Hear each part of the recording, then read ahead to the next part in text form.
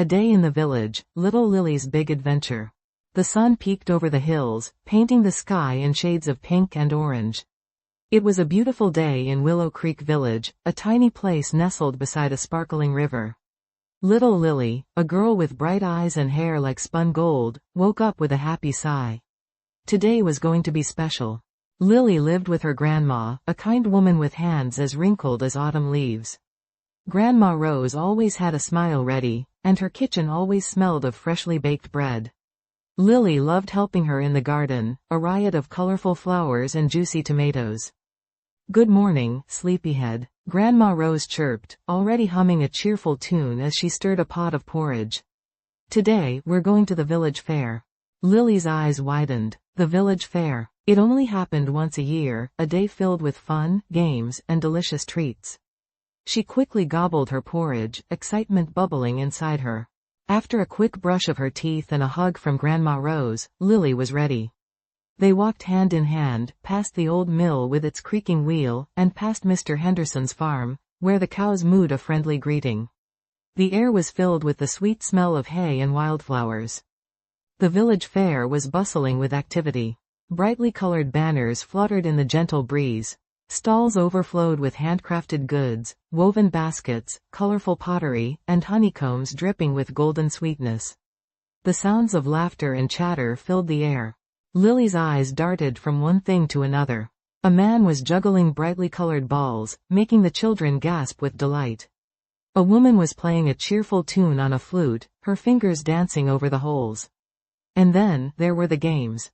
Lily's first stop was the ring toss. She carefully aimed, throwing the rings onto the bottles. She didn't win a prize, but she laughed with glee, enjoying the attempt. Next, she tried her luck at a game of duck pond fishing. She caught a rubber duck with a little red hat, and her face lit up like a Christmas tree. Grandma Rose bought her a sweet, pink cotton candy that looked like a fluffy cloud.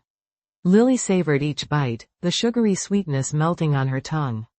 They shared a juicy apple pie from Mrs. Gable's stall, the warm pastry crumbling delightfully. In the afternoon, Lily watched a puppet show. The puppets were funny and charming, acting out a silly story about a mischievous fox and a clever rabbit. She giggled along with the other children, completely captivated by the performance. Later, they visited the petting zoo. Lily cautiously stroked a soft, fluffy sheep, its wool as white as snow. She giggled as a playful goat nudged her hand, trying to steal a piece of her cotton candy. She even managed to feed a carrot to a friendly donkey. As the sun began to set, casting long shadows across the village green, Lily and Grandma Rose started their walk home. Lily clutched her little rubber duck and the remains of her cotton candy stick, her heart full of happy memories. "It was the best day ever, Grandma," Lily exclaimed, her voice filled with joy. "I'm glad you had fun, my dear," Grandma Rose replied, squeezing Lily's hand. "The village fair is always special, but it's even more special when we share it together." Back at their cozy cottage, Grandma Rose read Lily a bedtime story. Lily snuggled close, the warmth of the fire and the love of her grandma enveloping her. Outside, the crickets chirped their evening song. Lily closed her eyes, the images of the day's adventures dancing behind her eyelids. The next morning, Lily woke up, still feeling the magic of yesterday. She went to the garden with Grandma Rose, helping her water the flowers. As they worked, Lily talked about the fair, recounting every detail, from the juggling man to the friendly donkey. "Grandma," she said, as she picked a bright red tomato, "I can't wait for next year's fair." Grandma Rose smiled. She knew that the memories of this day, this special day in the village, would stay with Lily for a long time. And she knew, too, that the simple joys of the village, the warmth of their bond, were the greatest treasures of all. The following sections will expand on the day, adding more details and characters to reach the 10,000-word target. Due to the A1 level requirement, sentence structure and vocabulary will remain simple.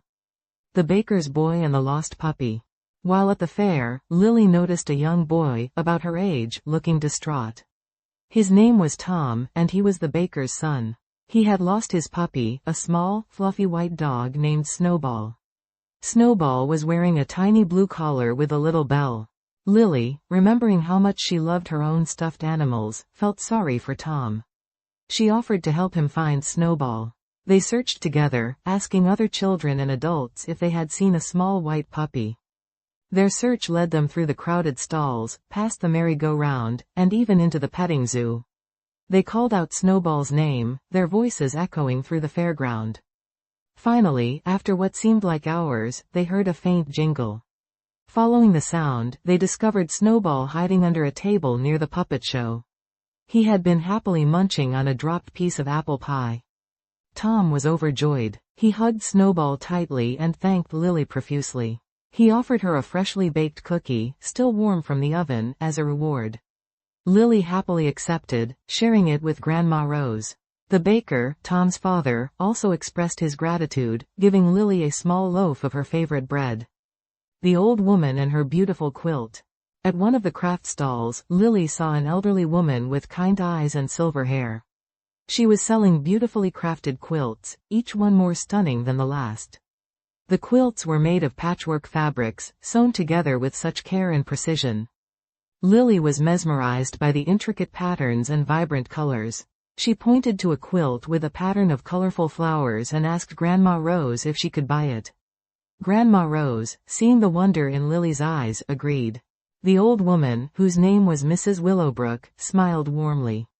She told Lily the story behind each quilt, explaining the meaning of the symbols and colors. She talked about the many hours of work it took to create each one, and the love and patience she poured into her craft.